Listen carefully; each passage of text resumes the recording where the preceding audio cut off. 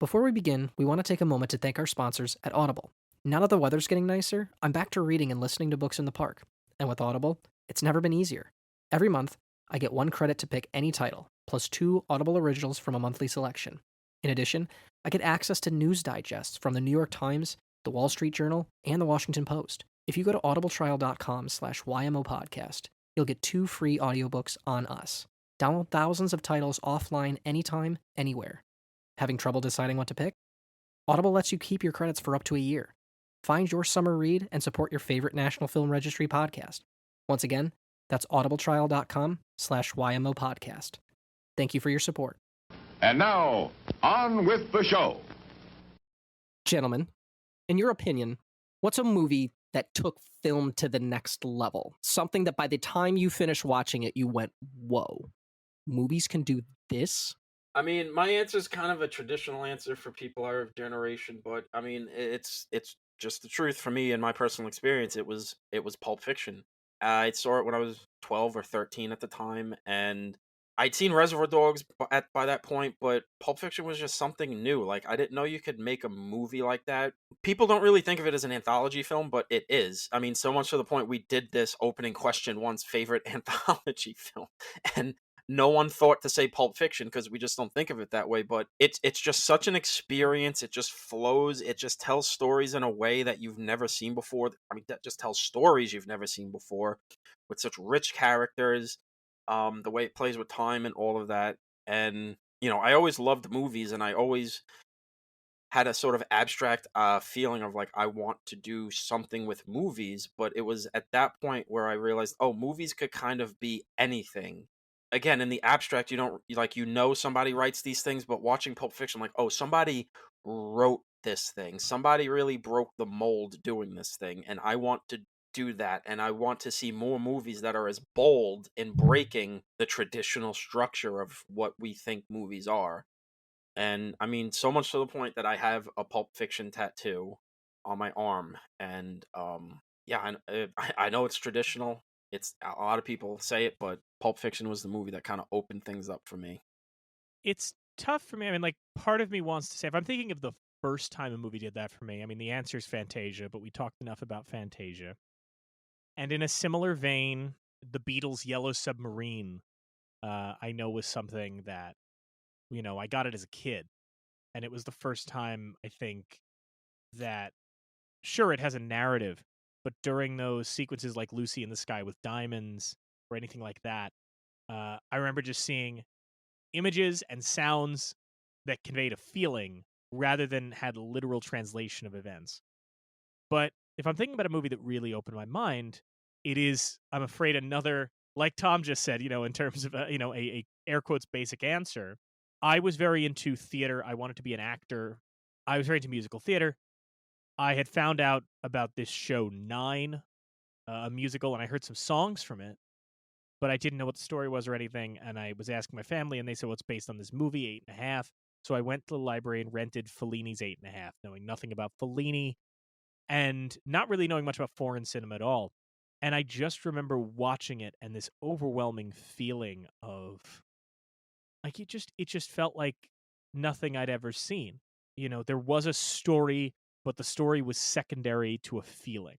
And it was just translating emotions into images. And not everything made sense in the moment. It was something that I could go back to. And I think that 8.5 might have been the first movie where I watched it.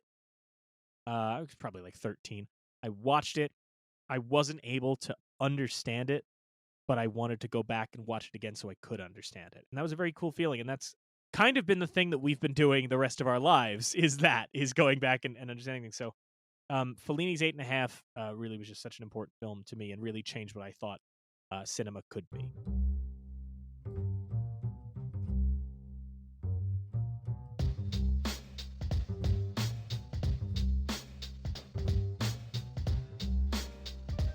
Every year since 1989, the Library of Congress has selected 25 films to add to the National Film Registry. The criteria? The films must be culturally, historically, or aesthetically significant. Each week on You're Missing Out, we take a look at one of these films to try and get to the heart of why they were selected and why they still matter. This week, we examine the legacy of an avant-garde short film from 1943. Dr. Sabina Stent joins us for Meshes of the Afternoon. Our guest today is a freelance culture writer who I'm very excited to have on with a real expertise on this topic. Dr. Sabina Stent joins us today to talk about Meshes of the Afternoon. Sabina, thank you so much for joining us. Hi, thank you so much for having me. Such a pleasure to be here. Thank you. Welcome, welcome, welcome. And don't forget, not just freelance culture writer, Eddie Munson superfan. Yeah, you just saying that how much love Eddie. Love Eddie. Still recovering from that Stranger Things finale, so yes, quite a lot. It's been a hard week. We all are. Well, not Yeah. Mike, because he doesn't enjoy fun, but, you know. Oh. Well, that's, I think, going to be the fun of this episode is that, I would like to say, and I don't mean to speak for you, Dr. Stent, but I think that with Tom and I, they have the expression, within everyone is two wolves.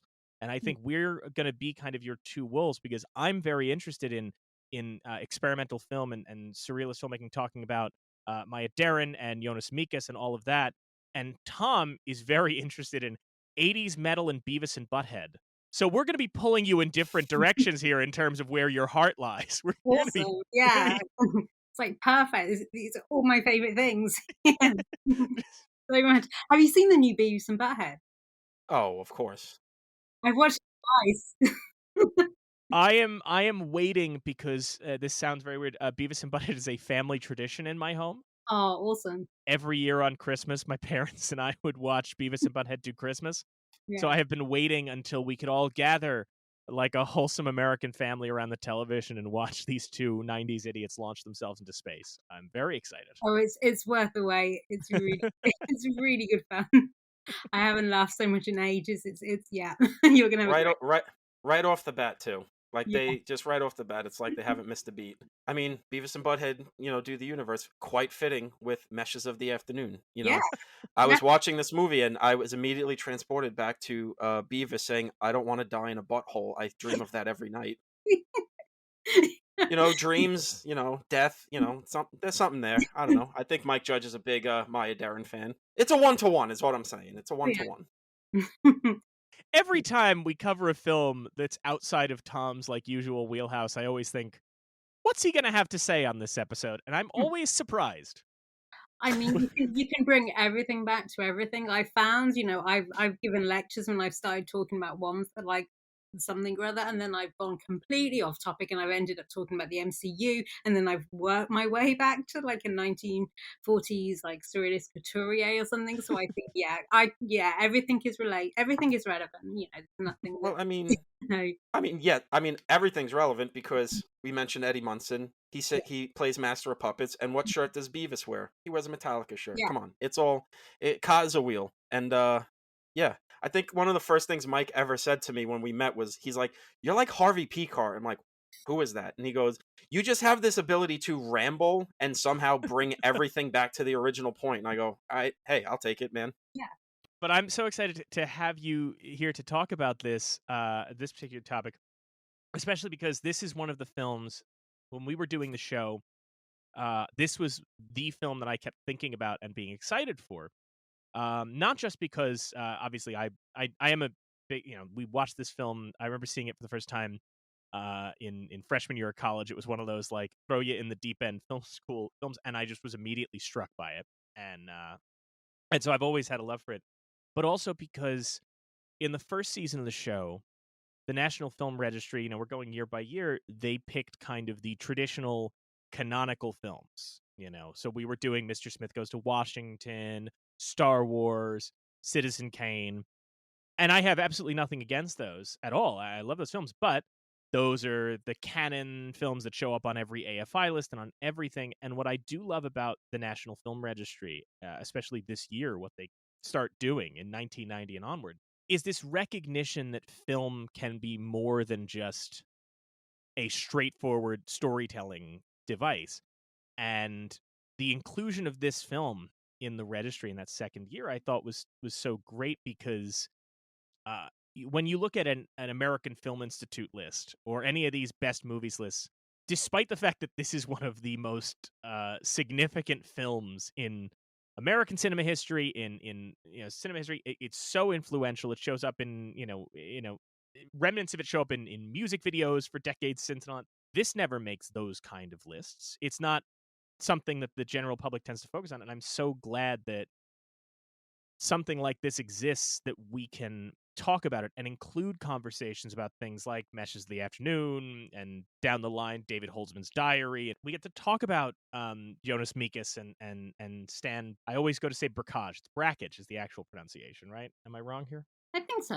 I'm not an expert on That's fine. No, I was only going off of like textbooks for years and just Yeah. saw the spelling and went, oh, it must be Stan Brakhage. And then I heard someone in a documentary say Brakhage, and I went, I guess that's it. I don't know. He'll come up because he's intertwined in all this, and I think she threw a refrigerator at him once. So he's a part of this too. But I'm so excited to talk about this film and to have you on, because this is really one of your, outside of 80s metal and 90s MTV cartoons, this is one of your areas of expertise. Is you have you are a doctor of it's women's surrealist is the topic. Yeah, that's right. Yes. I actually didn't do any Maya Deren as part of when I was at university. I came to Maya Deren afterwards because I was more called, like visual arts, but visual art, like non-filmic visual art. I did, even though film kind of intercepted, here and there. But yeah, so there are like lots of similarity. Maya Deren, obviously, even though she herself was never, like many women, like involved in the movement, she never kind of wanted to say, I'm a surrealist, I'm this, because obviously sometimes it wasn't, it was kind of a divisive movement for women. Some women didn't want to be associated with these men who weren't like the best characters, and didn't want to rein themselves in that way. And she was kind of, she was like, no, my work isn't surrealist. It's my work. It's kind of expressive, and it's, artistic, and it's more. But there are definitely similar themes for sure. Absolutely, yeah. So before we get further to how we each came to this film, where we saw it the first time, and why it's important, let's talk about what the National Film Registry had to say. Maya Deren, a Russian Jewish immigrant who came to America in the 1920s, and her husband, Alexander Hamid, crafted a 14-minute experimental film in 1943 that today is acknowledged as one of the classics of avant-garde cinema. Reminiscent of film noir in style and multi-layered narrative, the film and its symbolism require the audience to have a sense of curiosity and patience to interpret the fragmented imagery of everyday objects, a flower, a key, and actions, walking upstairs, looking out a window, within sequences that intersperse dreams and reality to create Deren's brand of feminine poetry. So that's what the National Film Registry had to say. And I do think that label at the end of feminine poetry speaks very much to what you were just saying, Sabina, about how she didn't view herself so much as a surrealist and was essentially, just trying to create poetry with images. I want to dig a bit more into, you talked about when you were working on, your field of study, you weren't that focused on Deren. So how did you come to her work? What was your first experience with either this film or just Maya Deren in general, if you recall? Yeah, I think it was even. I think when you work on something, as I work on something, you're never fully done with a topic. And I think even though when I did my PhD, I was like, well, there's still so much that I want to look at. I feel like I'm not done with this yet. And so through, I don't know if it was through the filmic side, I just kind of kept, reading. And I've always watched like a bunch of films anyway. So I think it was just through kind of natural curiosity, and that I kind of came to her. So it was a little bit afterwards, but then I was just like, well, this, I was immediately like, this woman's fantastic. She's absolutely awesome. I just love everything about her film works. I love what she's doing. I love the kind of the way she expresses herself through film. And I think that's such a, and parts of me think sometimes, oh, it would be great. I kind of wish I'd included her, but then I think she's such a, you can just use, she's just so interesting as like her own thing. And I think, what she does is fits into the remit of, like like the film registry said, it fits into the remit of film noir, fits into the remit of avant-garde cinema, fits into the remit of women artists. And I just think she's such a fascinating character. And I feel that even, I haven't worked on her like fully, if that makes sense. I've done like the odd thing on her. I just think she would be a really interesting kind of subject to tackle, maybe like in the future. Because I just think she's so fascinating, and I just love what she does through film, and how she utilizes like movement through film. That makes sense. Now, I'm going to play a fun game Okay. for the listener at home, because we know what question I'm going to ask. I've already asked Sabina when she first saw the film. Let's play this game. Tom, when did you first see Meshes of the Afternoon? Okay, you know what? He's gonna try to trick me and say, "Oh, we watched it in college." I don't believe you. I don't believe you for 1 second, because I don't remember seeing this movie ever before. I watched it last week for the first time, and Mike's not going to convince me otherwise. I don't care what you say. So, one of the things, we had a professor in college, and our listeners love when we talk about film school. It's their favorite thing, and they definitely don't tell us to stop. One of our professors, Lisa Robinson, God love her, right off the bat, she kind of did this thing that, one of the things you find when you start studying film in college is there are the people who are in film school because they are total hipsters who have watched, have their Bergman box sets and stuff. And then there are the people who started studying film because, I don't know, I liked Batman, and I want to make a movie where Batman fights Spider-Man. Like, you got those guys. And she, like, right off the bat was like, I am going to weed those people out, because within the first day she's like, so here's Un Chien Andalou and here's Meshes of the Afternoon. We're just going to back to back. I'm going to hit you with these, and you're either walking out of this room going, holy shit, hell yeah, or you're walking out going, I hate every minute of this. So we got to watch those sort of back to back, and I just remember vividly. I mean, I obviously, Shana Deleu, the Dali Buñuel film, is this formative film that is this talked about with sisters. But there was something about Meshes of the Afternoon, I think, struck me. I remember because there was something about watching that, and the fact that Deren isn't just directing it; she's in it, and the fact that Shannon Deleu is big. It's because it's Dali, because it's Buñuel. They can kind of do whatever they want.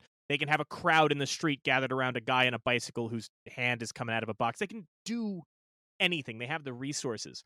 Meshes is so striking, and then you realize that this thing was probably made for table scraps. They were filming it in one house, doing it all themselves. Her and Hamid, who it's the discourse around how much influence one had on this film rather than the other is really interesting. Because of course, when you talk about this film, it's a Maya Deren conversation. But obviously Alexander Hamid is credited as co-director on this, or he's involved in this.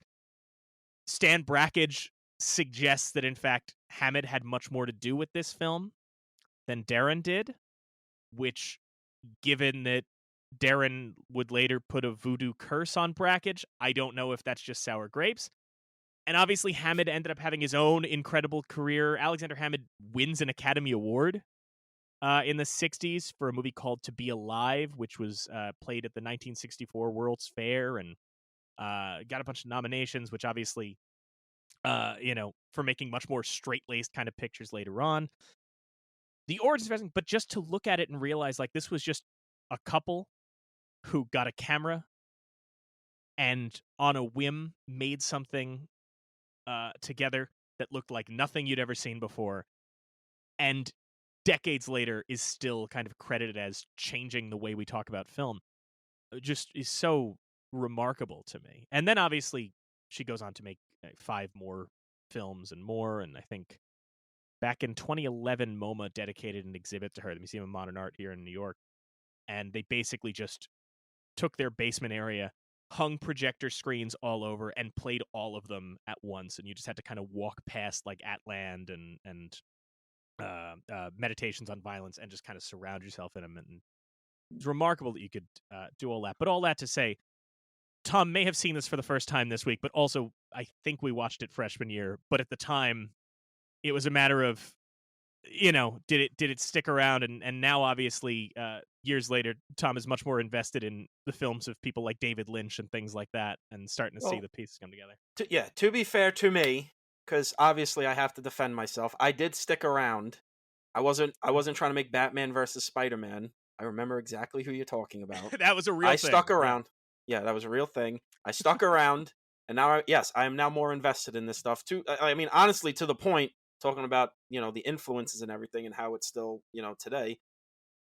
I kind of was joking about Stranger Things before, but like, honestly, this season was so kind of clearly a ripoff of Nightmare on Elm Street.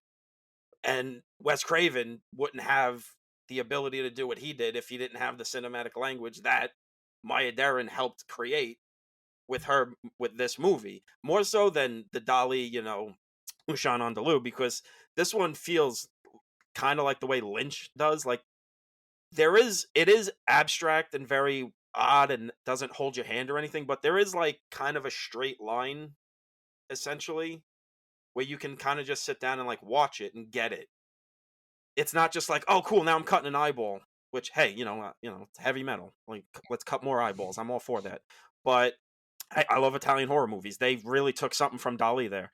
But, I now have the ability to look at a movie like that and go, okay, yeah, I actually do see where a lot of people who probably saw this when they were in film school, or, like Wes Craven saw all his first movies, making porn for Sean Cunningham, where it could kind of seep in and go, oh, I can see there's a new avenue to this, to cinema that wasn't really around before.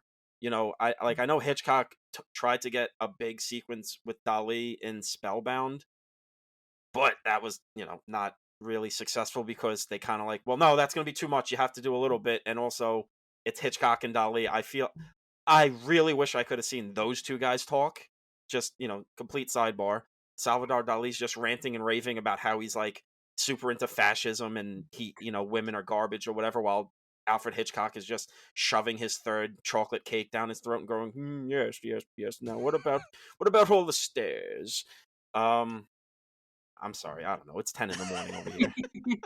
I love that your film professor had Unshian Andalou and Meshes of the Afternoon, because when I was in college or just after high school, when I did this short college course, I was like, the most surrealist film is Unshian Andalou, and there was no mention of Maya Deren at the time. It was just like Unshian Andalou, that's it. And so, and then you watch it, you're like, hang on a second, no, this isn't sort of, there was no mention of it because this was like in the 2000s or whatever. So and so I think it's just so great now. Obviously, like, Maya Deren is getting that recognition. But I think that part of that too, part of it was her concerted effort, but I also think there's something about, if you're trying to show someone what you can do with, air quotes, experimental film, right? And if you're trying to get someone's entree into that, Unshian Andalou is, to me, not the way to do it. Because Unshian Andalou, you mentioned the label of surrealist and how she fought it, and I think part of that is because with what Dali does, and I love Louis Buñuel, but even to some degree what Louis Buñuel does, is that their surrealist imagery, it seems to be done in like a thumbing your nose fashion, like a confrontational, like, haha, look what we can do. Even the slicing of the eye that Tom alluded to is really just a confrontational image. Whereas what Deren does, and I think what Deren does that rolls over into what you see with Jonas Mekas, what you see with Stan Brakhage, what you see with Hollis Frampton, and essentially, if you do have a passion for these type of films, she is sitting down, and as opposed to Dali and Buñuel, who are being kind of teenage boys about it and just like, haha, we can stick our nose in it, she kind of is the one that steps in and goes, no, hold on, this is serious. Like, I can use this. One thing I think is so interesting is she talked about, I was a poet and I wasn't a very good poet. because I was trying to put images into words, and then I discovered that I could just use images. And I think there's something about I don't want to be one of these guys, because when you find, I hate to say it this way, there's a lot of Maya Deren scholarship that's written by a bunch of either Brooklyn or Los Angeles white dudes talking about feminist language in a way that you're just like, I don't know. But but there is something to the fact that, like, when you watch her films and you hear her talk about her films, because she's very candid about it, that there is this sense of, when it comes to how we use language to express ourselves, language is a tool, and it was created by certain people, and facilitates that communication in some ways better than others. James Joyce identified that dilemma when he was talking about trying to use the English language to express Irish ideas, and that challenge. What I kind of love about what Deren does with her films is essentially going, I'm going to take this entire, language, this, arguably like male created construct of the English language or any kind of language. I'm just going to throw that out. I'm not even going to play in that game. I'm going to use these images and these movements to communicate ideas, and what she described as very feminine ideas, which is what draws her to dance, which is what draws her to voodoo later on, and essentially going, I am going to forego your means of communication because they're kind of inhibiting my ability to express myself. I think that's so interesting. And I think it's sometimes like, even like when you're writing something, you find like you have something in your head and you can't convey it onto paper. And it's sometimes you're trying to get what's in your head, like the image or the words, whatever. And it can be sometimes, and I say this as someone who writes, which is like the stupidest thing to say, but it can be tricky. And like for her, she was like, well, I'm just going to make film. For her was the kind of the way she could get these ideas into her head, into the universe, and say, well, I'm not getting them onto paper. It's film is the medium for me, and it's the medium that's working for me, and it doesn't need to be like restricted to a certain thing. It's visual language, but it's cinematic visual language, if that makes sense. And it's, as you were saying, like the film, it was made for $250 or something like that. It was made for like peanuts at the time. And there's that famous quote when she said, I make my films what Hollywood spends on lipstick. That's a famous Maya Deren quote. So and she was just saying, well, you can do all this with like very little kind of money or funding, or you don't need that. You can just do you can just do the films, express yourself through these visual images. But again, you mentioned Lynch. There's a lot of Mulholland, a lot of meshes ends up in Mulholland Drive, the Key especially. And I've seen like people say Lost Highway as well, but for me, I always think Mulholland Drive, like Key is the biggest clue. And David Lynch, I think he said like Meshes is one of his favorite films. So you can absolutely see that more so than I think in Chien Andalou. And I think it's interesting, as you say, in Chien Andalou, it was a bit more in your face, because, I mean, they were very sort of, the eye is, we're going to cut the eye, we're going to kind of, this is like disbelief now, you're in the kind of, we're going to kind of mess up everything that you think you perceive as, this is it, we're showing you this, we're showing you that. But I think Meshes is done in a way, and you're kind of feeling, well, hang on a second, this is like, it's very much a dream state. We're watching someone experience, it's a bit more, in a way, it's a bit more organically, I want to say organically surrealist, if that makes sense, because it's a bit more richer. It's rich. Yeah.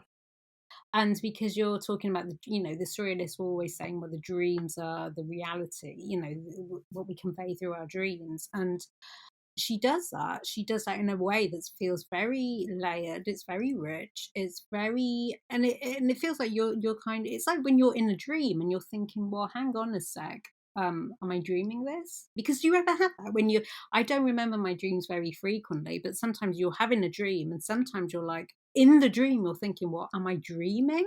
Or is this a dream, or am I awake? And I've had that sometimes in a dream. So you're kind of lucid but in your dream, and I think she actually captures that extremely well, which is a Oh yeah. very kind of difficult thing to do, because you're like, how on earth do you feel like you're in someone's dream?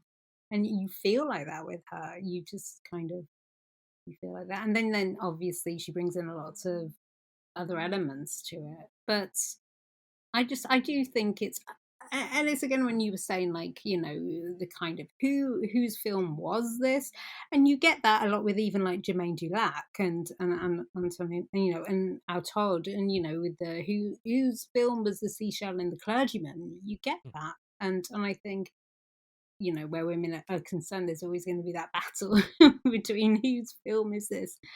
But I think Meshes is a very kind of, it's a female film. I don't want to, you don't want to generalize, but it is, with female experience film.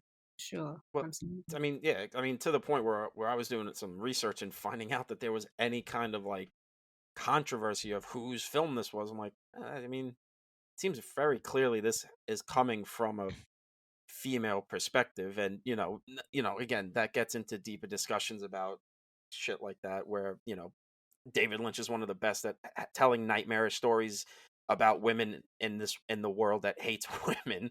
A Fire Walk with Me, Mulholland Drive, obviously. Inland Um, Empire. and yeah, I mean, I wouldn't have even expected it, knowing that like she made it with Hammond and all. I wouldn't have even have thought. But then again, it's the 40s. They definitely like, oh, that woman, she was definitely there to help her husband achieve his dream. It's just, all right, guys, come on, relax now. I do wonder if part of that comes out of like that it was clearly the two of them working on this film in whatever capacity, and then the people who start raising well, actually, we need to talk about Alexander's contributions tend to be the people like Stan Brakhage and I don't think Jonas Mekas as much, but to some degree, the people who were in that scene, which calls into question, like, are they saying that in terms of, are they trying to overcorrect insofar as, is it a case of, well, the film was a collaboration and then their marriage came apart and they're like, hey, he should get some credit for this too because she's getting all the credit? Or is it a boys club mentality of, the fact of the matter is, my experience, which is not great, but my experience researching experimental film, I, a couple years ago did a film based in that world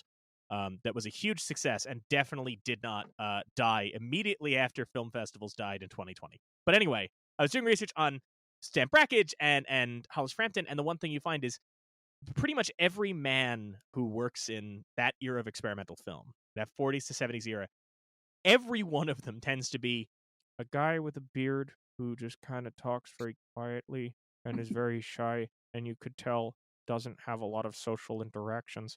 And then you listen to Maya Deren talk, and she is so bold and so compelling and so brash. And like, she's just one of the people in this documentary I was watching. Now I'm forgetting the name, but we'll put it in the show notes. But one of the documentaries I was watching, just like a couple that knew her talks about, like, she just owned the room wherever she was, and she was just such a star in that way.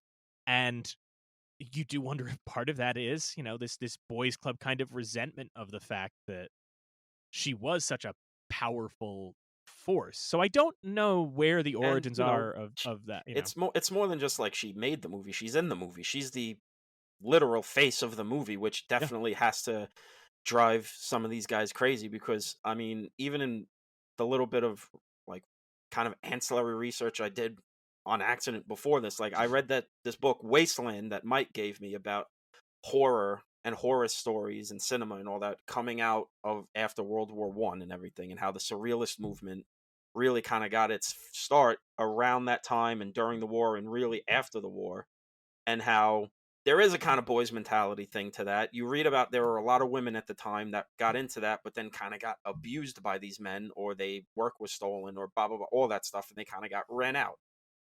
They talk about how Dali was really just a fame whore. He really just wanted to always just be the center of I could talk attention. about Dali being a fame whore all day. we could Well, like, do an episode on that.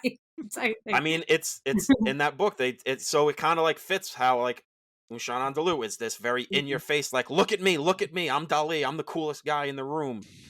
But how the actual surrealists, even if some of them were a bit of misogynist shitheads, were like, we don't like this guy because he's kind of watering down the whole movement. It's too much. He's making it about him. He's not making about the art. Where even those guys, like, definitely also had this thing with women where it's like, well, no, they can't be doing this. We're the surrealist guys. We're doing this. And then she has the, quote unquote, the balls to put herself in the movie. No, we can't. We gotta take her down a peg or two. And I definitely think there was a little bit of that. I mean, it's the 40s. I mean, women weren't making movies in the 40s. I mean, how, like, when we were at Alamo, how much?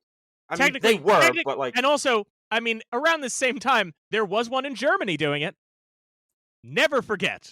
That's the other side of this coin when we have to deal with, Dali probably liked her a lot more because Dali was a dickhead Nazi sympathizer. So when Dali went to America, he obviously Dali wanted to, like, this is like something I could go on about forever, but Dali wanted to break Hollywood, and he was so kind of, it was like the whole thing with Hitchcock. He wanted to make Spellbound a lot more graphic than it was. He wanted to make like kind of, what was it, something like, nails. He wanted to make it a bit more kind of visceral. He wanted to make it basically like a Cronenberg horror film. Like, he wanted to make the dream sequence very akin to that. They were like, no, we can't do this because it's too horrific. Whatever, this is a Hitchcock film, it's not. But his nickname was like Avidadola because it was like an anagram of Salvador Dali, because they were just like, he is so obsessed with money. He just wants money, he wants fame, he wants glory. And it's like you say, the kind of him, he was very kind of, I'm the personality, I am surrealism, I'm driving the movement, and it wasn't all about him. And again, it's like when you were saying something about credit where credit's due. Lee Miller and Man Ray both created the solarization technique, the rayographic technique, and it's always attributed to Man Ray. And it's like, well, hang on a second, Lee Miller was there too. They both were there at the same time. They both discovered this at exactly the same time. They were both doing that. So I think there were some creative partnerships that did better than others, but I think in general the way women were kind of photographed or painted, and certain characters in the movement were a lot worse than others. So it was, in terms of surrealism, you had like some women said they thrived, and other women said, well, and other women, obviously the art, some of the art speaks for the art now, when we can see like women are coming in, women are now having the exhibitions, women surrealists are having kind of the glory, as it was, and people have said, we're fed up with seeing all the male surrealists, let's get onto the women who were making brilliant art at the time. But it's I was going to say something, even like how Maya Deren, she frames this in like the domestic space. Like, this is a film, it's in the home. It's like a thing of, the domestic space, it's been ruptured, essentially.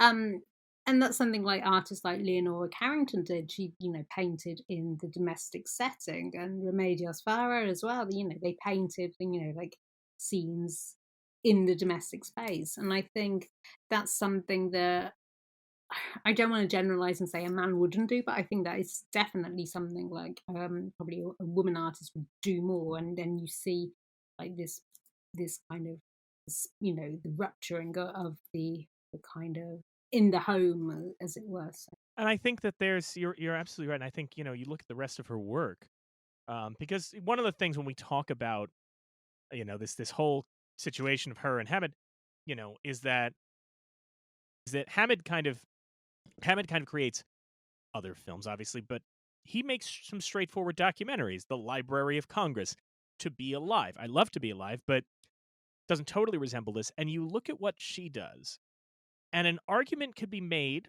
if you want to make it, that her next film, At Land, Brilliant. is Brilliant. But it's essentially you could call it a sequel to Matches of the Afternoon if you want. those Sure. play in the same sandbox. But then you keep looking and at what she does with meditations on violence, or oh my goodness, the private I realize life of a cat. Thank you. Which is just her making a documentary short that boils down to, hey, these weird little creatures are here and they just do their own thing. She starts everything she does, every other film just seems to be going in a different direction of kind of pushing the boundaries of what you could do with this medium. So if we are to, say that they collaborate in this one, I think that the thing that you might see, and I think you see in her work, is it's not just about the actual technical camera work or anything, but the perspective she brings. There's an unreleased film. Well, I mean, it's released now, but it was unfinished in her lifetime, I should say. That was shot at, I believe, the Guggenheim. Witch's something or other. I should have had it written down. Yeah, Witch's Cradle. That one. So Witch's Cradle, and it's her, and it's credited to her and Marcel Duchamp. And it's basically her directing a film surrounded by some of his artwork and his sculptures and all that. And so that, I think, is the perfect example of what you're describing, where I can go see Marcel Duchamp's work. They have it at the Museum of Modern Art. I don't know if they still have some on display at the Guggenheim. I haven't been to the Guggenheim in ages, but I can go see those sculptures, and I will see that one way. But just the manner with which she chooses to photograph it and to capture it, and to have characters moving around it and make movement part of that capturing, it's a different perspective on that work. And I think that kind of speaks to what she does so well. And you're describing, within the domestic space and things like that, the manner with which she, rather than necessarily do what, in this film in particular, rather than do what Dali would do, which is like, I'm going to create things that you will never see, anywhere else. I'm going to have ants crawling out of somebody's hand or anything like that. I promise we're not taking Gunshan Andalou to task on this episode. It's not to totally track. No, I will. Everyone Don't worry, should I watch will. Right, I recommend it to everyone. Yeah. I'm like, everyone needs to watch it, but we're just saying, watch Maya Deren as Yeah. well. I think what she does is she takes things that, as you know, are familiar, Yeah. and manages to bring a new perspective of, yeah, you can have a character walking upstairs. Everybody's filmed somebody walking upstairs. But the very manner in which she does the movement of the camera as she hits either wall, it's that perspective she brings to it, and that vision that I think makes it so special. I mean, that's the more, like, I guess to say, realistic way of doing dreams, which is it feels real until you think about it and go, well, wait a minute, this little thing was off. So, yeah, I'm sure we have dreams where, whatever, ants are crawling out of our hands, or, whatever insanity Dali would put out. But, like, a lot of the times it's just like shit in the dream we don't really think we're dreaming, because, like, oh, this obviously makes sense, and then we wake up and go, wait, what the fuck? Because it's That's real. not how my house is laid out. Yeah, you dream about stuff that you know a lot of the time, or Yeah. people that you know, and you're like, well, hang on a sec, did that actually happen? Did I have that conversation with that person? And, like, you wake up and you think, well, hang on a sec, did I see them the other day or not? Did we talk, or did we do this, or were we in this environment? Because that happens. Like, it's we dream of things that are familiar to us. But Unchi Andalou, the ants in the hands, that was masturbation. That whole thing was like, because there's a French saying that, like, ants in the hands is like feeling randy, feeling, fidgety. That's what it was. So, they were just being like boys and like, yeah, we got to put this in, we got to, you feel like that to some extent. But and also in Chien Andalou, it's more disjointed in a way. Scenes leap from that to that to that to that. In Meshes of the Afternoon, everything feels much more narratively linked. Everything moves and like flows as it would a dance. And I think that's why it was so groundbreaking, because it was the first avant-garde, like, American narrative art house film, because it hadn't been done like that. Normally you see, something like Andalou, it's various scenes that make sense as a whole, but they don't link in that way. And she linked everything. And not only does she link it, I think, one of the things that she does so well in this film that carries through both in mainstream cinema and in experimental film is the understanding of patterns and establishing familiarity, where she's repeating images Yes, very. She's basically, to put it in horror parlance, she doesn't necessarily rely on jump scares. She's not No. just throwing a weird image at you at once. I mean, this comes along later, like this one's not in the registry, but should be. But like Hollis Frampton's Zorn's Lima, Mhm. which is basically just, I'm going to show you the alphabet, and then every once in a while, I'm going to swap out a letter for an image. Mhm. And by the end, these images, without going like, this represents this, it's not like waves represent the letter H in any way, but you just now in your brain replace, you see waves and go to letter H. She so effectively kind of uses images, whether it's the knife, the key, the record player. She repeats images and sort of eases the viewer in to these certain images and these certain objects, so that when it turns around, when there is a moment that is jarring, we've seen the key is in her hand. We're familiar with that. And then it comes out of her mouth and we go, what? It just throws you off, and it's more unsettling. I think, like, an example, the image that always sticks out to me, not that I'm saying anything new, but is obviously the figure, the black veiled figure with the mirror on the face. That stuck out to me the first time I saw it. Gets repurposed a million times over. I remember it in like the early 2010s, a Janelle Monáe music video just uses the exact same figure. But Hell, they do it in Scrooged. they do, you're right. And Muppets as The well. Muppets, you're right. Yeah. Yeah. And I think that you spend a good chunk of the movie seeing the figure from behind, so that you, as the viewer, your brain is already going, okay, I got this. It's somebody in a black hood. It's somebody in a black. I got it. You are already comfortable with the air quotes surreal imagery of, oh, there's a figure in a black.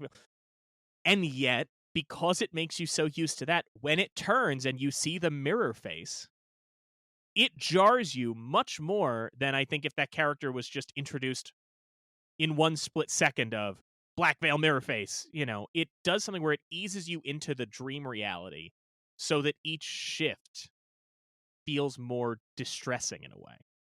And it's very like the the unconscious experience that she was talking about, like the whole of the film is, and then it's like, well, hang on a sec, what is that telling me? And especially in the dream, it's like, well, hang on a sec, what is this? What is this? What does this mean? And it's like when you wake up from a dream and you're like, what does this mean?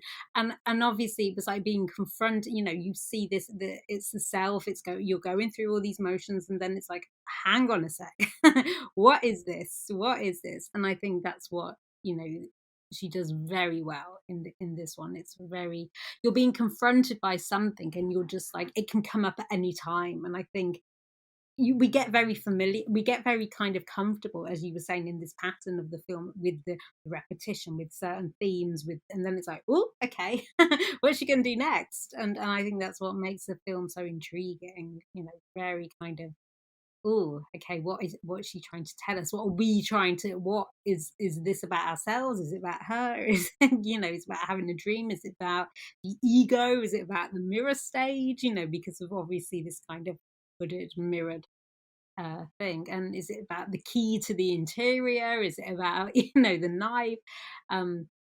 And then obviously you have all her selves at the end around the dinner table, this kind of, she called that the conference scene, didn't she? Something like that, which I think is really great, really great expression.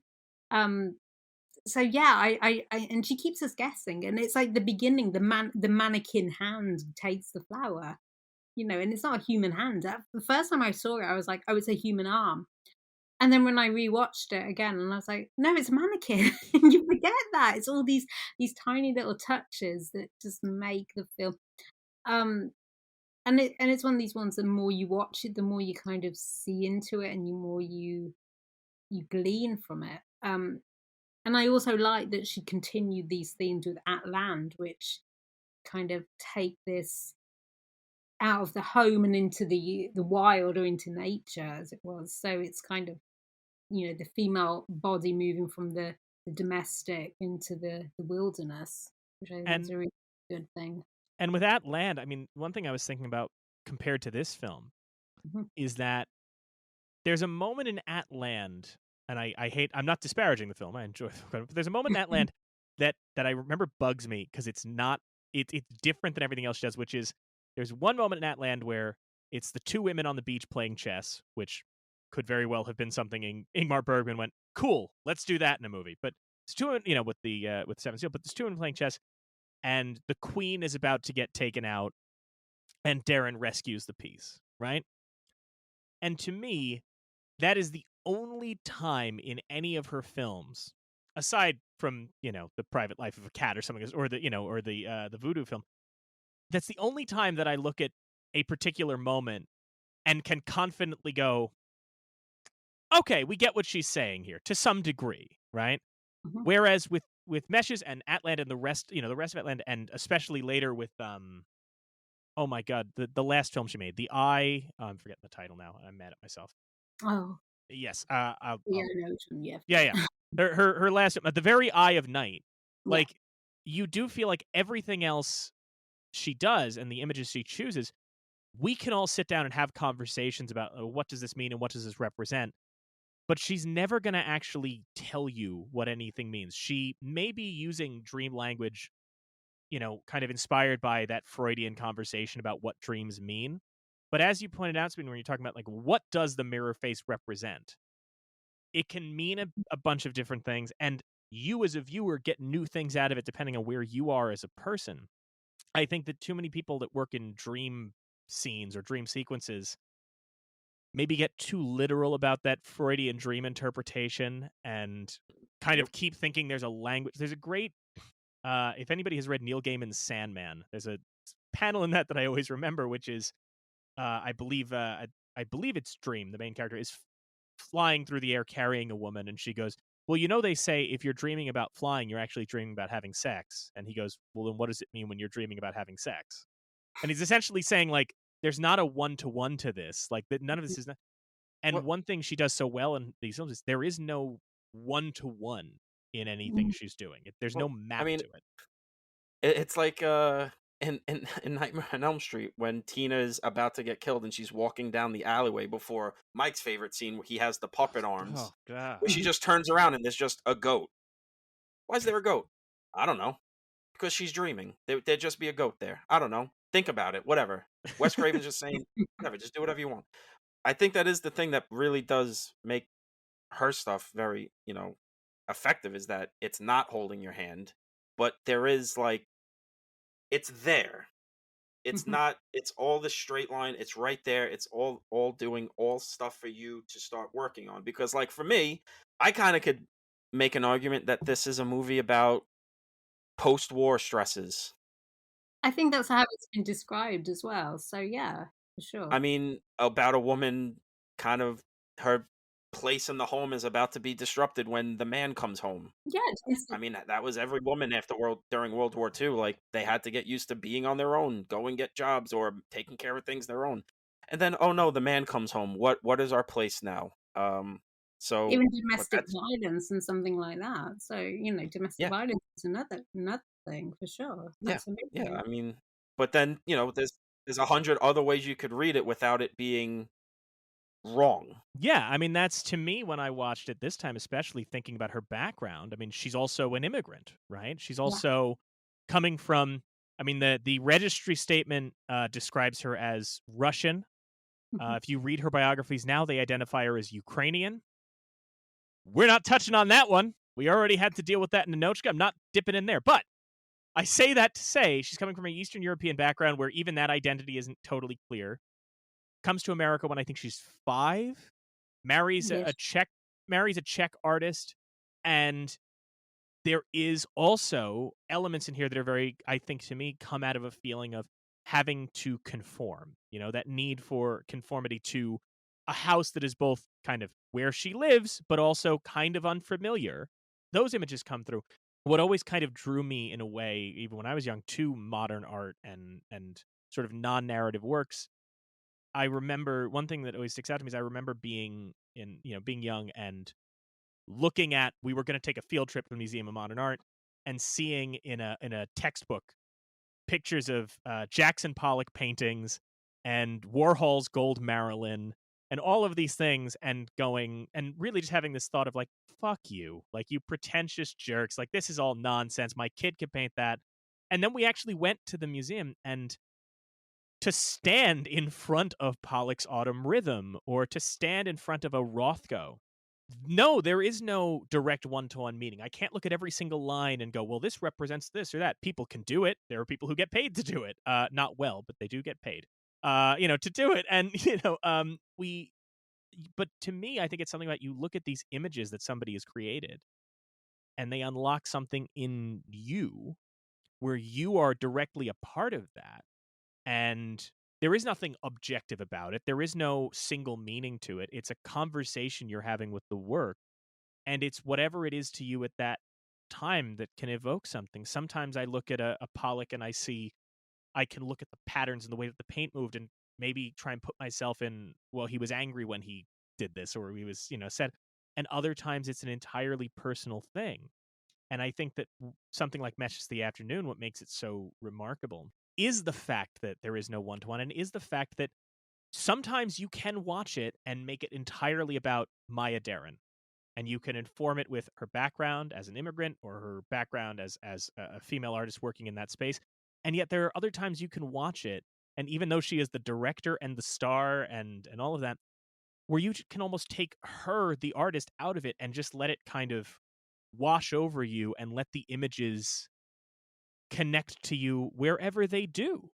And I think that there is a power to, any medium, but particularly with cinema, one of the things that we can do with this medium that I don't think gets done perhaps enough is that it can speak with images. It can do something that can have an effect on you that you as the viewer get to participate in, that you get to contribute to that, and what you bring to it matters. Too many films, especially now, I think are so linear and so narrative that you can, we complain about didactic movies on here all the time, but that you can walk out and there's only one possible takeaway you can have. But the best films, whether they're totally experimental or whether they're just weird horror films that we find, like, you can walk away and what you brought to it affects the film. It's pure cinema. I mean, there's a lot of movies that are great movies, but you could pretty much translate to the stage or have work as a book. But this, as Sabina was talking about before, how she couldn't get like the words properly as a poet or whatever, so she started doing it as film, because you can't get this experience anywhere else unless you literally take a nap and have the exact same dream that this movie is. It's all about, you just cannot get all of that anywhere else. You can get weird stuff on the stage, but it's because there's no editing, there's no the production design is only limited. And even as limited as she was with a $250 budget, she's clearly got a lot more to work with her home, the beach, all of that stuff.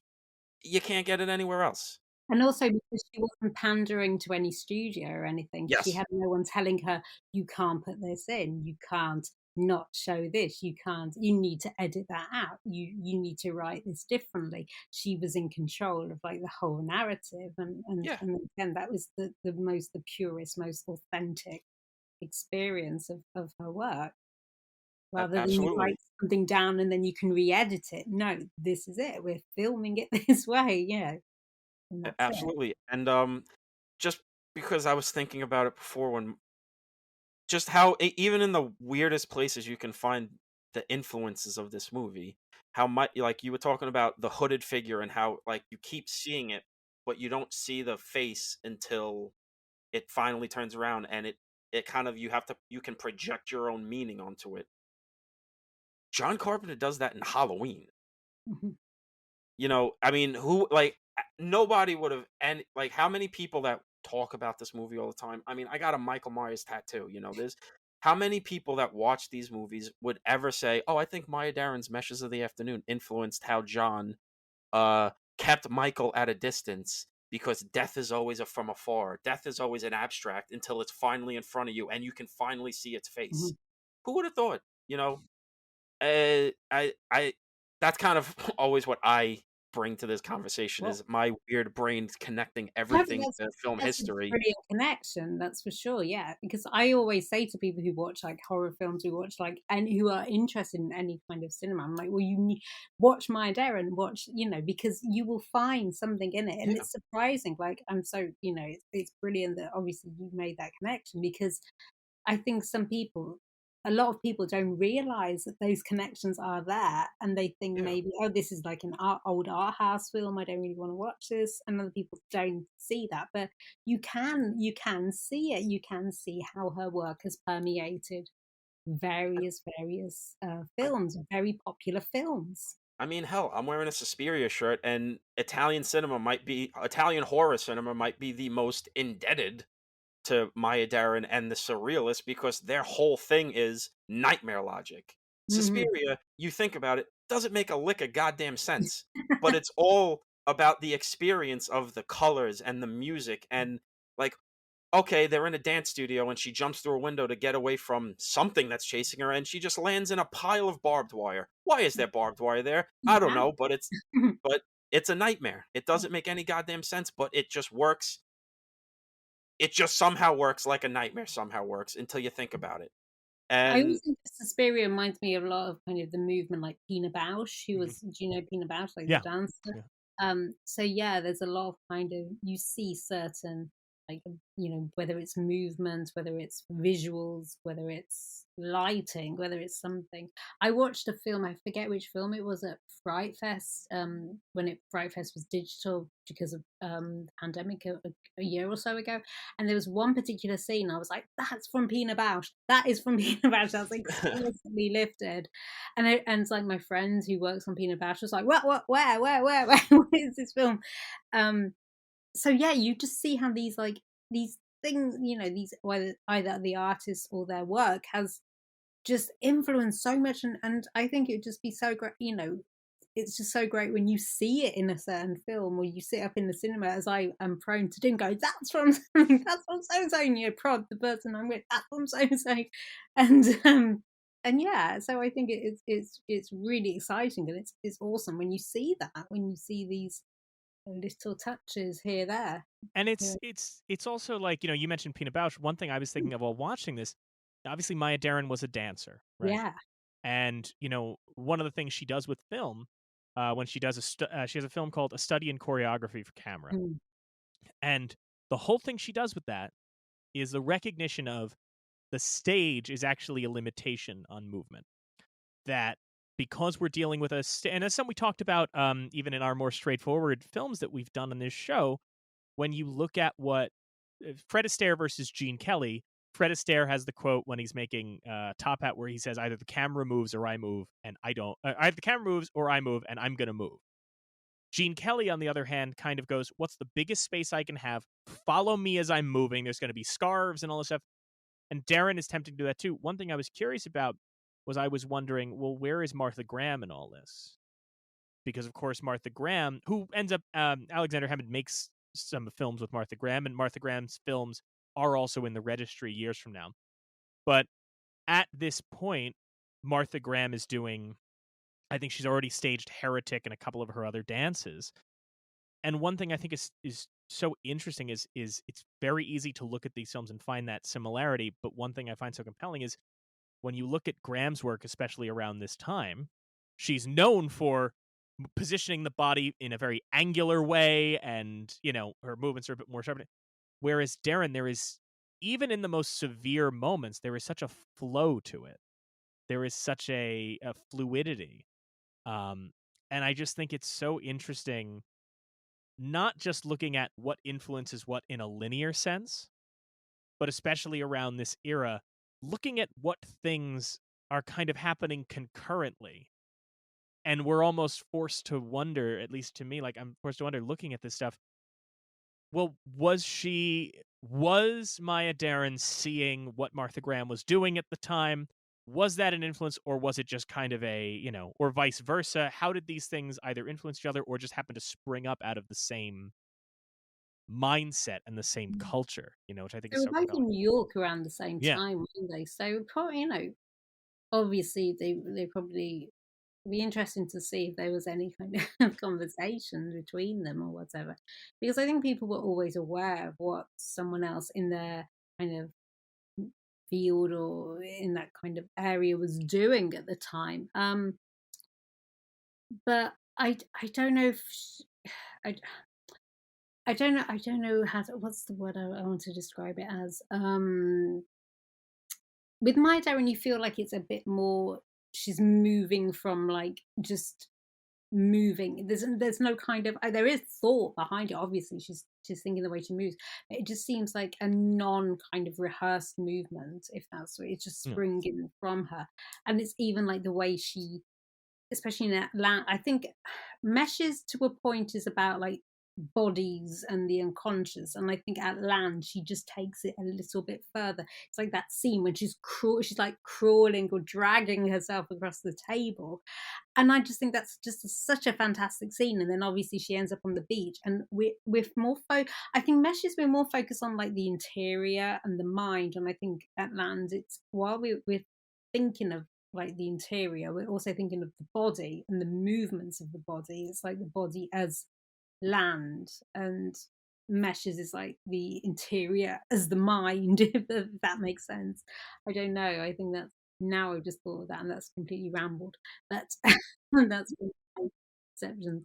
I think you're right, and I think one of the things when you mentioned like the way Darren uses movement as opposed to Graham, one of the things, and I could be I'm certainly not a dance history expert, and the closest I have is I sat through a lecture about Graham at Juilliard, and I think I picked up 5 things, and that's about it. So I'm not going to speak to this, more than me. but I do think when you look at Graham and what Graham is doing with dance, what she's doing with that medium is in reaction to what had come before, and in reaction to the canon, and in reaction to the history, and that there is a very direct recognition of what's going on and conscious choice to do something different, right? Bob Fosse kind of becomes kind of the same thing, years later, which is he looks at just how flowy everything is and he's like, fine, I'm going to do very small movements. Like, it's a conscious thing. And there are filmmakers who have certainly made films that are in direct opposition to what's going on at the time. Many of the filmmakers who we like and who we admire are people who look at the landscape of film, look at the medium, and make conscious choices to subvert that. Deren is not being consciously subversive. She's not doing things because, well, I want to do something I haven't seen before or anything. It feels like in all of her work, she's simply going, what do I want to do? What images do I want to capture? What images do I want to convey? I mean, with Meditations on Violence, she was just like, I'm interested in the Shaolin and the Wu-Tang, which, is one of the 2 times that the Wu-Tang has been on display at the Museum of Modern Art. The other, obviously, being the RZA, the Jizza, Raekwon the Chef, and so on, as we know. I could have listed them all. I choose not to. But we, Because you're a coward. what if we did that was just the rest of the episode. But no, I mean, there's like 50 of them. all the main members and their cousins and the guys they buy drugs from off the corner, and guys they met at a barbecue once. They're all a part of it. And Redman. Anyway, enough Wu-Tang Clan talk for now. We'll get there. Reggie. We'll pick up Wu-Tang Clan talk again on Duck Soup or something. I don't know. Point is, but what she's doing is everything is just her doing what she feels like doing and what she wants to express. And I think that that's something that's so interesting that sets her apart from not just Graham, but the other filmmakers at the time. I worked on, so I had a film that ended up, as I noted, I submitted it to festivals, and we got a handful of acceptances in February of 2020. And then the film festival just stopped existing, and this thing screened online twice. But the premise of the film was it was a commentary. It was basically a DVD commentary taking place during a bad, forgotten experimental film. And I immersed myself in Frampton and Brakhage and all of the people that this fictional artist would be copying, and very quickly kind of discovered how awful and boring and terrible it is to try and create a literal experimental film, like to try and create something that is that is in reaction to things or copying things or trying to go, well, this means that and this means this. It's the most exhausting thing. It's the most lifeless thing. And I do think that, we talked about Chandelier versus Meshes and how important it is to see Meshes of the afternoon. I think part of that is, for example, Tom, you talked about not remembering this from college and not really dipping into this world before, but seeing it through horror films that come along later.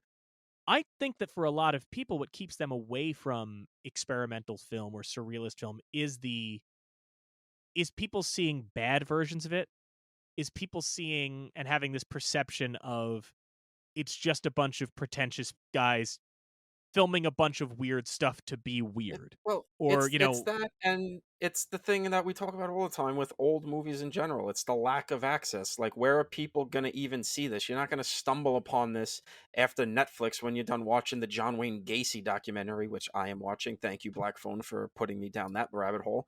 Is it good? It is good. I don't know. Yeah, but I haven't seen the John Wayne Gacy thing yet either. It is good. I don't know if it's as good as his Bundy one because it's Okay. shorter, but I think also because Gacy wasn't as like Gacy just kind of like fucked himself over and was just like, yeah, I just kidnapped the kid outside of a pharmacy, and everyone was like, oh yeah, John Wayne Gacy was talking to that kid, and then he just admitted everything to the cops, and you're just like, oh, this guy was just a fucking idiot. Okay, um, but you're not gonna get this unless you actively subscribe to Criterion Channel, which only people that guest on this show actually do. You're not getting access to this stuff, so people get it in their mind that, oh well, if it's hard to see, it must be homework. It's on YouTube.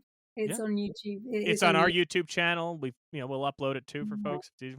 But I Oh, I think would love that to see this in the recommendations on YouTube after somebody watches like some guy get a firework to the nuts after Well, 4th of July or something. but you know Yeah. what? You know where it is coming back and where a lot of this stuff comes back, which I think is very cool, is so much, and spoiler alert for our audience, wink wink. In a later segment, I'll talk about this more. TikTok, of all things. So True. much surrealist art is coming up on TikTok. Obviously Cecilia Condit had a huge revival because of that, with possibly in Michigan getting weirdly sampled by the youngins on Twitter. When you're not wearing a suit to Minions 2, you're quoting transgressive video art from the 80s. It's a weird time. But I do think that part of it is, I think that when it comes to, for a long time, experimental film was viewed by a lot of people as homework. And Scorsese, there's that essay that goes around all the time where Scorsese was talking about foreign film and how Americans don't watch foreign films because they think it's all pretentious full homework. I think that, so much, there's a huge hurdle to get over with experimental film because so much of it is, first off, so much of it can be bad because so much of it is made by the stuff that gets platformed in museums. The stuff that has the outreach can often be stuff made by guys who have friends in the art scene who are making stuff by, curated by a bunch of people going, yeah, man, dig. I get it. Yeah. And you're like, I don't know what we're doing here. Sometimes you'll be in MoMA or whatever, and you'll walk past a video installation and go, this is incredible. And you'll walk past another and go, I think this is just footage of an elephant dying, like backwards and forwards. I'm not sure we're doing anything here. I think that's part of it, but I think it's a discussion we've had before, which is that as time's gone on, audiences are getting more and more literal.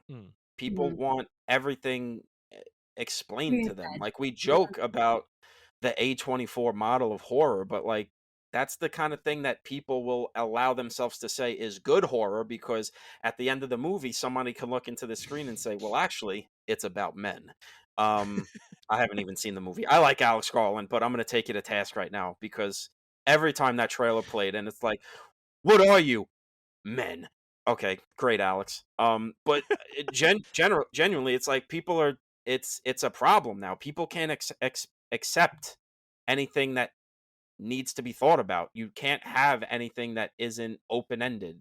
Everything has to be you. So these kind of things fly in the face of everything we're getting in mainstream art now, or even like even the stuff that you would have never thought people would watch before. How many people watch documentaries now? But it's all kind of well, here's a thing that happened, and we're going to explain it to you, and everything's happy, and blah blah blah. Nobody you can't have an open-ended thing anymore. Well, that's to the point, Sabina. I was wondering about you. I mean, you obviously, in addition to your scholarship, you lecture on this topic, right? About surrealism. Yeah. When you're speaking to people about, I mean, do you find? I mean, obviously, if you've got an audience, in most cases, they're interested in the topic to start with. Just me talking to an empty room. But do you find that it is? Do you find there are certain preconceptions about surrealist art or experimental film? Do you find there are certain preconceptions that prevent people from engaging with it? And if so, how do you kind of get people past that? How do you help unlock that? I think I've been kind of very lucky because because I don't lecture in a university, I lecture like freelance, and I'm invited to places to talk. And it's been audiences who've willingly like wanted to be there, or who like the artist and they want to know something like an element of a particular artist's work, or they want to learn more about the artist in question. But the only time I was up against something was I did a lecture at a university, and it was like an introduction to surrealism, and I gave like it was only like an hour or so lecture, and it was like just introduce like women surrealists to these to the group who don't know, they just want, it's part of the kind of the course. It was like a summer course. So I gave a talk, and I tried to include like a bit of everyone, Lee Miller, like photograph, some photography, some painting, some sculpture. And I was like, okay, I'm just going to go through various artists, this one did this one did that. And at the end, I had someone was like, well, why haven't you spoke about Frida Kahlo? And I'm like, well, what do you mean? Well, I thought I was going to learn about Frida Kahlo. And I was like, well, she didn't consider her surrealist, and I didn't include her because there wasn't enough time for one, and I just thought this group maybe was a bit more, I don't want to use the word, but like canonically surrealist, people like Lee Miller and Mary Oppenheim and people like that. And he was like, well, in my books, it says Frida Kahlo. And it was just me having like this battle. And it was, not to generalize, but it was a man. And it was just like me having like, well, isn't it? And he's like, well, I only know Frida Kahlo. And I said, well, now you know more artists than you, kind of thing. And it was like some people, that was the only time I found someone who was kind of very closed off to the information being presented to them. And he was just like adamant, I want to know about Frida Kahlo. I was expecting, because my book, I was like, well, you need other books. I didn't say that, but it was kind of, sometimes that was the only chance I've had, like this one person who was very kind of set in his ways and didn't want to move on this topic. And I remember afterwards I saw one of my friends, and she was like, my God, it's just so. And it was funny because that afternoon, that evening, I'd gone to my friend's, she gave, like, it was one of these Q&As about a book she'd given out. And she had this one member of the audience, and she was talking that, why have you written this book, blah, blah, blah. And she said, well, why have you written this book? And she's like, for all the reasons I just explained. So you might get this one person who's very closed off against something, and I think when you do, no matter what you say, no matter what you want to show them, they just won't budge. And that's the only time I've ever found someone very, very set in their ways. But other times I've tried to talk friends around certain films, not necessarily this one. I showed a couple of friends a film recently, and they weren't very enamored by it. But the more we were talking about the film, the more they were like, well, hang on a sec, now I want to rewatch the film because I've got a different perception of this film. So I think certain times you have that, which is very nice, but then you might just get this one person who does not want to move. And I think with people like that, there's no arguing against. Then you can't argue with certain people. You can't force someone. Try as you might to gently maybe say to someone where you need to move your boundaries a little bit. Some people just don't want to be receptive to various things and various informations. Now, it's their loss because this stuff is awesome. So You It's, said you showed your friends a film and they weren't yeah. receptive to it. I'd ask what it is, but Oh, I'll tell you. instead, I want to believe that it's something totally out of left field, and you've just been No, sitting here. no, Baker Nightmare no, Maker. no. It was Porky's too. It was Nicholas Ray's in Lonely Place. That what? They didn't like that movie. Oh, They weren't. They're not. They haven't watched a lot of film noir, and they weren't very. I shouldn't say this in case they listen. They don't weren't. worry, they're not our parents. Yeah, they weren't. I adore them both, but it was. I was like, this film's. I really had hyped up this film, and they weren't as enamored as I am by that fantastic film. But Perfect I- film. they want to watch it again. They do want to watch it again. And in all fairness, it took me maybe 2-3 watches to really, really love it. Because I think the first time I watched it, I like it, but I need to watch it again. But they were just like, I'm not so sure. But yeah, I shouldn't say. No, I gotta say, like when you were alluding to like I showed them a film and they weren't about, I was expecting it was gonna be something like Dog Star Man or something where it's like there's no. But wow, wow. Well, I mean, Really look, no, don't be I embarrassed. think Like, listen. Oh, that's not bad. No, besides, like I've we said can much worse. plus we can sit here and roast your friends, but since we have No. since we have American accents, we must all sound like idiots to them anyway. So, No, they're American. Oh, they are. Oh, Yeah. okay. Oh, fucking Oh, hicks. then. Oh boy. Goddamn, Well then rednecks just is fine. listen. Then the next time you encounter them, just do what people used to do to me: pinch their nose and say, "Now you can't talk," which is a joke I didn't understand for a good long while. Apparently, Tom, we talk with our noses. That's an insult to Americans. Did you know that? That sounds horrible. No. That's I what I didn't know used that. to get. Yeah. Which is also why anytime a British actor like on Doctor Who has to do an American accent, they always talk like this.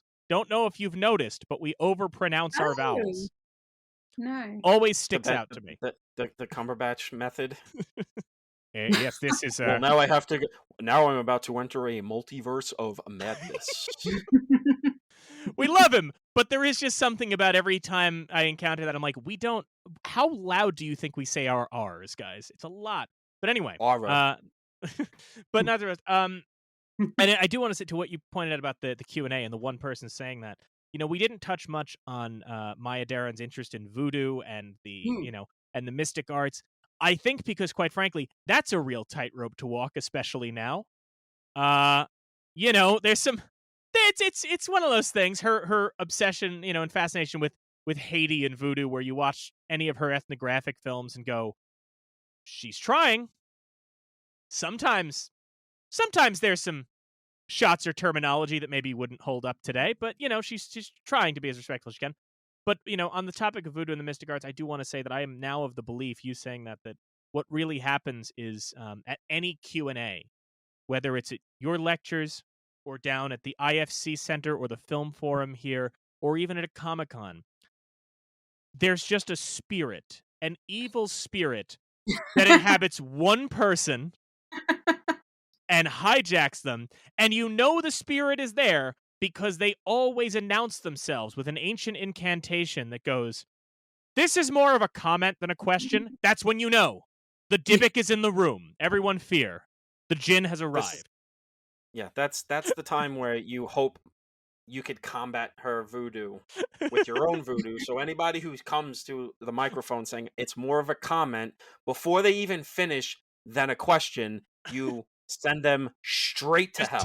Just tackle them. You hear always an audible from the audience. Yeah. Oh God. No, at this point, me and him, we boo when it happens. Boo. I have a question. Do you have any kind of motivational words for an aspiring artist? Boo! Done. Take away. We want to get what was the budget of your movie? Go to Staten Island. Get the Apollo hook out for him. As we always do, now we've started this new fun game at the end of episodes, and I have to say this might be the easiest round we've ever done, but let's do it anyway. Tom, how do you think Maya Deren's Meshes of the Afternoon fared at the 1943 Academy Awards? It swept the awards. It's the movie that Titanic had to beat for all sorts of the nomination records. Nothing's ever been better than Meshes of the Afternoon. So, yeah, the Academy, not quite ready for this one, surprisingly. Very much a Marty McFly, your kids will understand kind of moment. So, no, Meshes of the Afternoon was not nominated for any Academy Awards. It could have been nominated in the Best Live Action Short Subject category, Best Live Action Short, One Reel, for which the nominees were Cavalcade of Dance, Champions Carry On, Hollywood in Uniform, Seeing Hands, and the winner, Amphibious Fighters. Now, for anyone wondering, no, none of those films have any ounce of surrealism to them, but it did tickle me to watch Seeing Hands listen to one of these very 1940s, look, that blind man is able to rivet metal. And just imagine if right next to that in the nominees was Maya Deren taking a key out of her mouth. And, But for context, the Best Picture nominees that year, actually, Tom, do you have any, 1943, what do you think won Best Picture that year? I don't know, man. It's The early. best, Leave me alone. the Best Picture nominees that year were For Whom the Bell Tolls, Heaven Can Wait, The Human Comedy, In Which We Serve, Madame Curie, The More the Merrier, The Oxbow Incident, The Song of Bernadette, Watch on the Rhine, and the winner, a film we have covered on this podcast, Casablanca. So Okay, for that's any that's context, fair. for anyone listening, just imagine you could watch Rick and Ilsa break up at an airport, and then if you were in New York City, find a weird cafe downtown and possibly see this screening there. But only if Maya presented it herself. She refused to let other people present her films, and I think that rules. That's wonderful to me.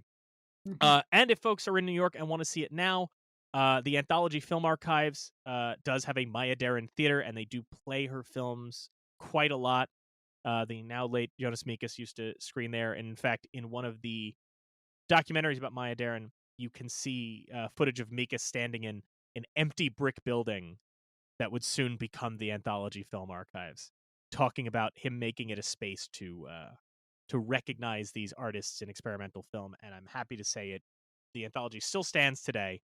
And in fact, in college, a film that Tom and I worked on played there, which was a very surreal thing to experience. But if you're in New York, check out the anthology, and hopefully you can see some of her work there. Or as we noted, on YouTube or anywhere, it's all in the public domain. She was not very stringent on copyright, so you can kind of find it anywhere.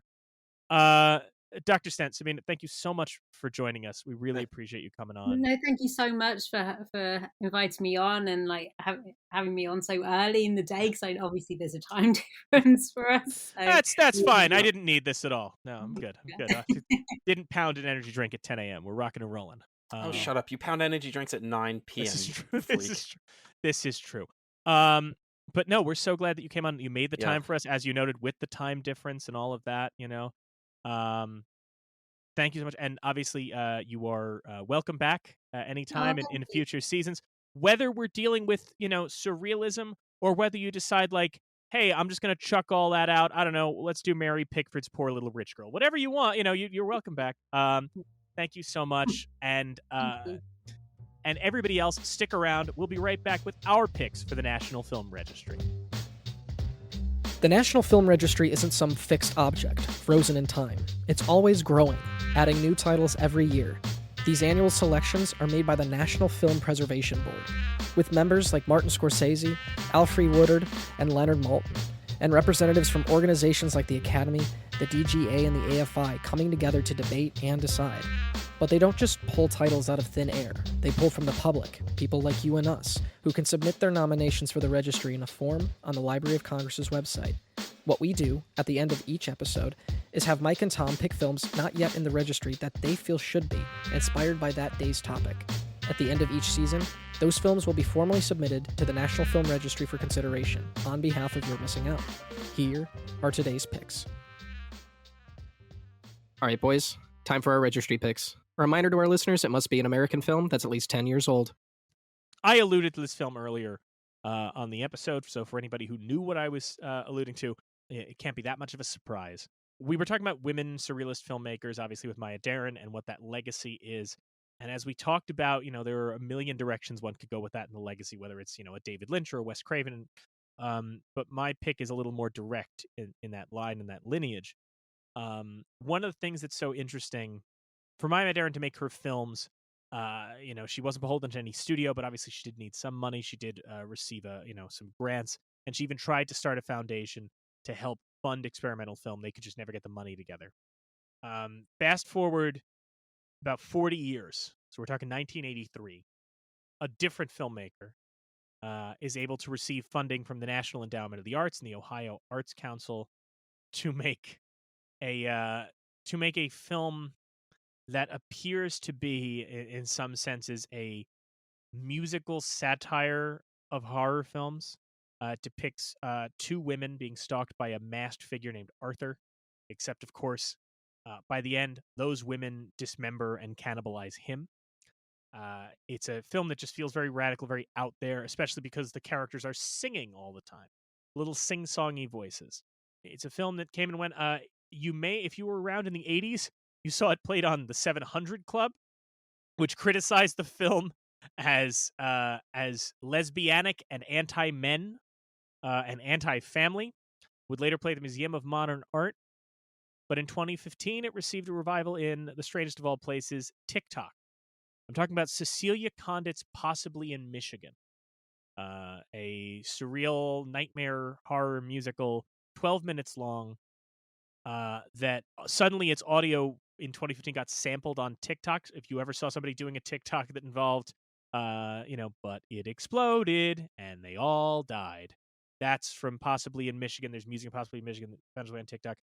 I think it deserves to be in the registry, not just because I think Cecilia Condit is such an interesting filmmaker, and this is obviously one of her most notable works, and I think it is in line with what Meshes of the Afternoon does, and also is an interesting commentary on 80s slasher films and 80s horror films, from a female perspective, which I think is great. But I also think it's important to be in the registry because it's a film from 1983 that somehow found a revival in the technological age and showed how film can be remixed and reimagined with new technology and with accessibility.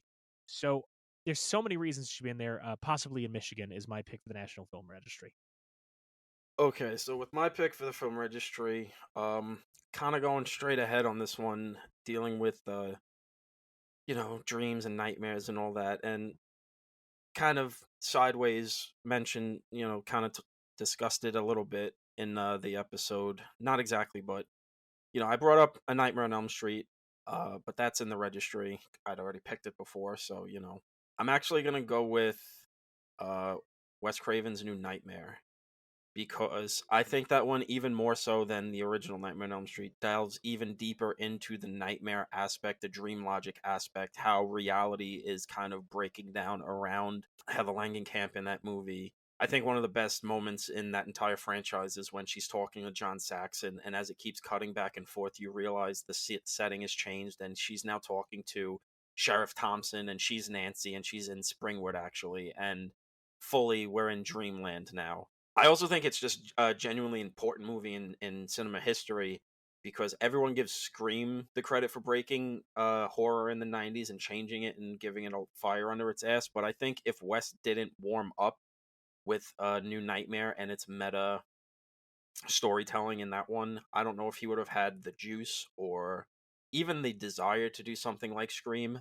So I think if you don't have New Nightmare, you don't have Scream, and you don't have, horror for the next 10 years or whatever, which then changes whatever the next cycle after that is. Horror just in general is completely different without Wes doing A Nightmare on Elm Street, which then leads him to New Nightmare, and the man broke horror like 4 times in his career.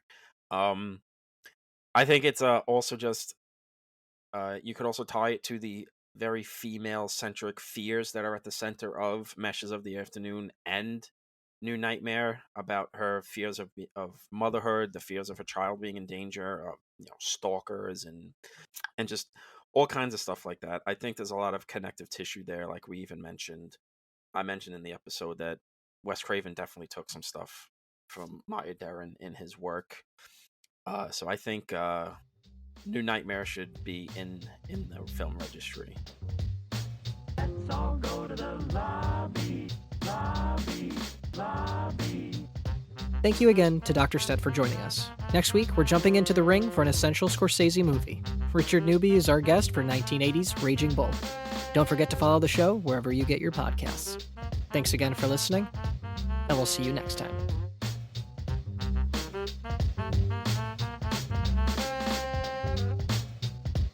Here on You're Missing Out. They honor movies of historical, cultural, or aesthetic importance on the National Film Registry.